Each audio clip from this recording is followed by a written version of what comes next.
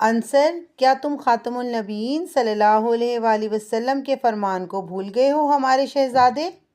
معذرت خالہ، وہ بہت پیاس لگ رہی تھی، بس اس لیے۔ جب اسکول کی بس چھوٹ جاتی ہے تو آپ کیا کرتے ہیں؟ میں بس کے پیچھے بھاگتا ہوں۔ بس اسی طرح خاتم الانبیاء صلی اللہ علیہ وآلہ وسلم کی سنتوں کے پیچھے بھاگنا چاہیے تاکہ ہم ثواب سے محروم نہ رہ جائیں۔ خالہ، آپ نبی پاک یا رسول اللہ کہنے کے بجائے ہمیشہ خاتم الانبیاء اور خاتم النبیین کہتی ہیں، ایسا کیوں؟ وہ اس لیے کہ اس طرح ہمارے دل میں اور سننے والے کے دماغ میں عقیدہ ختم نبوت تازہ ہوتا رہے گا۔ بالکل، یہ ہم سب مسلمانوں کی ذمہ داری ہے کہ ہم عقیدہ ختم نبوت کا ذکر اپنی عام گفتگو میں لازمی کریں۔